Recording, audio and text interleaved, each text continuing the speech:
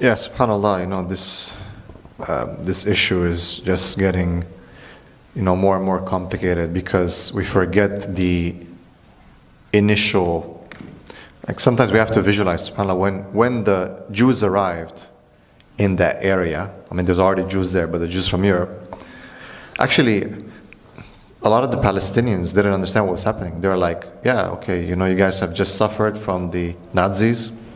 You're welcome to come in. Because you have to understand, there was a pretext. Just like the Muslim countries have taken Jews before, now they're taking Jews in again. So the Palestinians understood that you had the Polish, the Russians, the European Jews, Germans who have been killed, concentration camps, all that. You'll find some pictures, like those posts and different writings that they would have as they're arriving on the ship, saying, we've been killed, please don't, or please welcome us, please don't push us away.